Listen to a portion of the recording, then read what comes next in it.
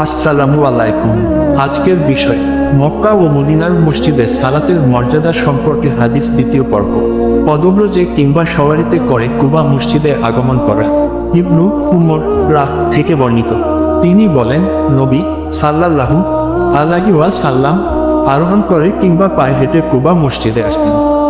ইবনু নুমাইর রহ নাফি রহ হতে অতিরিক্ত বর্ণনা করেছেন যে নবী সাল্লাল্লাহু আলাইহি ওয়াসাল্লাম সেখানে রাকাত সালাত আদায় করতেন। হাদিসের মান সহিহ হাদিস।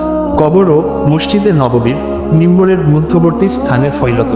আব্দুল্লাহ ইবনু জায়দ মাজিনী রাহ থেকে বর্ণিত, আল্লাহ রাসূল সাল্লাল্লাহু আলাইহি ওয়াসাল্লাম বলেছেন, আমার ঘর ও মিম্বরের মধ্যবর্তী স্থানটুকু জান্নাতের বাগানগুলোর একটি বাগান।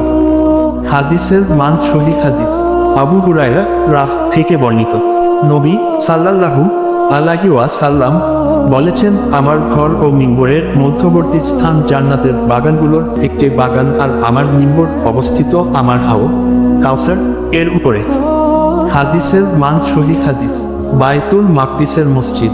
জিয়াদের আজাদকৃত দাসকাজা রাহ থেকে বর্ণিত, তিনি বলেন, আমি আবুসা ইখুরি রাহ কে নবী সাল্লাল্লাহু আলাইহি ওয়াসাল্লাম হতে চারটি বিষয় বর্ণনা করতে শুনেছি যা আমাকে আনন্দিত ও মুগ্ধ করেছে।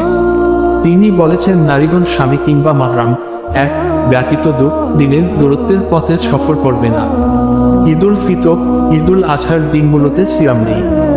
ফরজ সালাতের পর কোন নফল ও সুন্নাত সালাত নেই। ফজরের পর সূর্যোদয় পর্যন্ত এবং আসরের পর সূর্যাস্ত পর্যন্ত। এবং এক মসজিদুল হারাম, দুই মসজিদুল আকসা এবং তিন আমার মসজিদ ছাড়া অন্য কোন মসজিদে জিয়ারতের উদ্দেশ্যে হাওদা বাঁধা যাবে না, সফর করা যাবে না। এক মাহরাম স্থায়ীভাবে বিবাহ করা হারাম এমন সম্পর্কযুক্ত পুরুষ, যেমন দাদা, বাবা, ভাই, ভাতিজা, মামা, চাচা, শ্বশুর ইত্যাদি। হাদিসের মান সহিহ হাদিস। আসসালামু আলাইকুম।